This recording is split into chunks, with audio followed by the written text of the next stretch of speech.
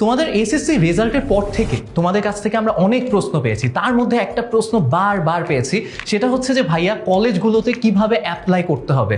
So আজকের ভিডিওতে আমরা দেখব কলেজগুলোতে কিভাবে অ্যাপ্লাই করতে হবে অ্যান্ড কলেজে অ্যাপ্লাই করার আগে কি কি বিষয় তোমার মাথায় রাখতে হবে। সো আর দেরি না করে চলো ভিডিওতে। সো কলেজে যখন তুমি আবেদন করবে তখন হচ্ছে তোমার শুরুতেই কলেজগুলো চয়েস দিতে হবে যে তুমি কোন কোন কলেজে ভর্তি হতে চাও, ঠিক আছে। সো প্রথম ধাপে কয়েক ধাপে হয়, প্রধানত তিনটা ধাপে হয়। সো প্রথম ধাপে তুমি আবেদন শুরু করবে, সেখানে হচ্ছে গিয়ে তুমি কলেজগুলো কোন কলেজে ভর্তি হতে চাও 1 2 3 4 এভাবে সিরিয়ালি সাজাবে, ঠিক আছে। তারপর প্রথম ধাপের আবেদনের রেজাল্ট তুমি পাবে, তুমি কিছুদিন পরে তুমি প্রথম ধাপের আবেদনের রেজাল্ট পেয়ে যাবে।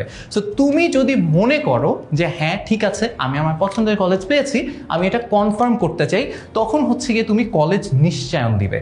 এইখানে তোমাদের একটা জিনিস জানতে হবে, সেটা হচ্ছে ধরো তুমি তোমার প্রথম চয়েসের কলেজ পাওনি, তুমি তোমার 3 নাম্বার চয়েসে যেই কলেজটা ছিল সেটা তুমি পেয়েছো, এরপরও কিন্তু তুমি কলেজ নিশ্চয়ন তোমার করতে হবে।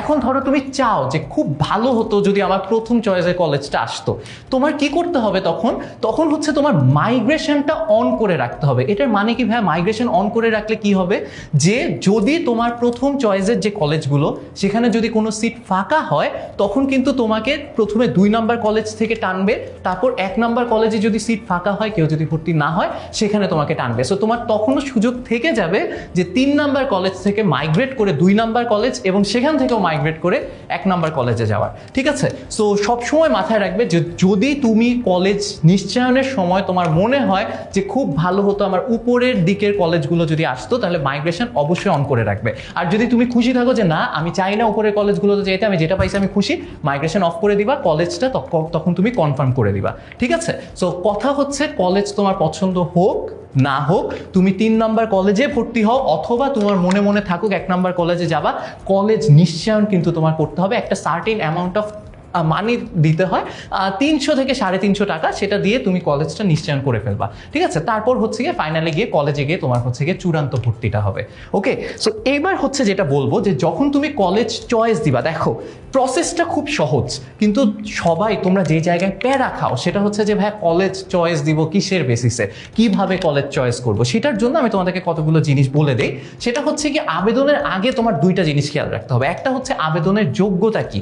ধরো তোমার জিপিএ 4.5 এসেছে, এখন তুমি যে কলেজে ভর্তি হতে চাও, যেখানে আবেদন করতে চাও, সেখানে মিনিমাম রিকোয়ারমেন্ট হচ্ছে জিপিএ 5, মানে জিপিএ 5 এর নিচে ওখানে অ্যাপ্লাই করা যাবে না। তাহলে তুমি কেন সেটা চয়েসে দিবা? তাহলে তোমার হচ্ছে গিয়ে অপশন নষ্ট হলো একটা, সো তুমি সেটা করবে না। সো অবশ্যই আবেদনের যোগ্যতাটা দেখে নেবে যে তোমার যোগ্যতার সাথে সেটা ম্যাচ করে কিনা, সেটা দেখে নিবে। অ্যান্ড তারপর যেটা দেখবে সেটা হচ্ছে আসন সংখ্যা, যে ওই কলেজের সিট কেমন। অ্যান্ড অবভিয়াসলি তোমার প্রিভিয়াস ইয়ারের হিস্ট্রিগুলো দেখতে হবে যে ওই কলেজে কত মার্কস পেলে ওখানে ভর্তি হওয়া যায়। এখন যদি এমন হয়, 2টা জিনিস আসছে যে কিছু কিছু কলেজে স্কুলও থাকে, যেমন বিকারনেসা, যেমন রেসিডেন্সিয়াল, ওদের কিন্তু স্কুল থাকে, ওরা ম্যাক্সিমাম স্টুডেন্ট ওদের স্কুল থেকে নেয়। সো আসন সংখ্যা যতই হোক, আসন কিন্তু লিমিটেড হয়ে যায় ওদের স্কুলের স্টুডেন্টের জন্য। অ্যান্ড আরেকটা জিনিস সেটা হচ্ছে যে ওই কলেজগুলো যদি কত মার্কসের নেয়, যেমন হচ্ছে ধরো রাজুক, আদমজি, এই কলেজগুলোতে কিন্তু 1200-র উপরে মার্কস লাগতো আগের বছরগুলোতে ভর্তি হতে।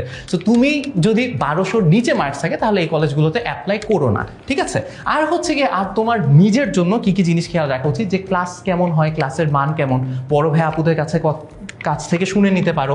এক্সট্রা কারিকুলার অ্যাক্টিভিটিস, খেলাধুলা, ক্লাবিং, এগুলোর দিকে যদি তোমার ইন্টারেস্ট থাকে, সেগুলো তুমি যদি চাও এগুলো এক্সপ্লোর করবা, তাহলে তুমি যেই কলেজগুলোতে এগুলো বেশি হয় সেখানে তুমি অ্যাপ্লাই করবা। অবভিয়াসলি কলেজের স্ট্রাকচারাল অবস্থা কেমন, মানে ধরো কলেজ ভাঙাচোরা, ভেঙে পড়তেছে, বেঞ্চ ভেঙে খুলে পড়তেছে, সেই কলেজগুলোতে অবভিয়াসলি অ্যাভয়েড করা উচিত। অ্যান্ড অবভিয়াসলি সবচেয়ে বেশি ইম্পর্টেন্ট যেটা বিগত বছরের রেজাল্ট, কারণ হচ্ছে ওই কলেজের রেজাল্ট কেমন হয় সেটার বেসিসে অ্যাকচুয়ালি স্টুডেন্টরা ওইখানে গিয়ে ভর্তি হয়, ভালো স্টুডেন্টরা ভালো কলেজে গিয়ে ভর্তি হয়। সো তুমি যদি ভালো রেজাল্ট করতে চাও, এমন কলেজে ভর্তি হও যেখানে আগে থেকেই রেজাল্ট ভালো, তাহলে সেখানে ভালো স্টুডেন্টরা যায়, তুমিও একটা ভালো পরিবেশ পাবা, ঠিক আছে।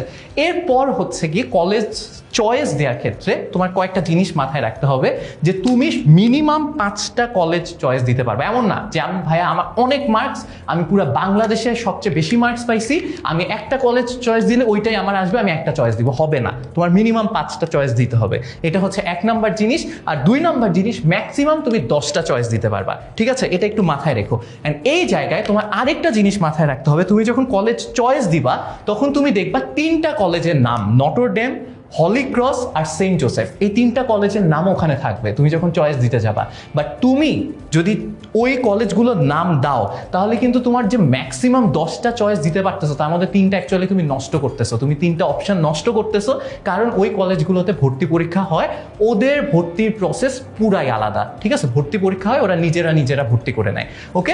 আর হচ্ছে কলেজে যে আবেদন শুরুর সম্ভাব্য তারিখ খুব সম্ভবত জুলাইয়ের শেষ দিকে শুরু হয়ে যাবে। সো তোমাদের যদি আরও কোনো ইনকোয়ারি থাকে, আরও কোনো জিজ্ঞাসা থাকে কলেজে ভর্তি নিয়ে, কলেজে আবেদন করা নিয়ে, আমাদের কাছে জানতে চাইতে পারো। কলেজে আবেদনের জন্য কি কি কাগজপত্র লাগে সেটা নিয়েও কিন্তু আমাদের একটা ভিডিও আসছে, সেটা তোমরা দেখে নিতে পারো, ঠিক আছে? সো আজকে এই পর্যন্তই, আল্লাহ হাফেজ।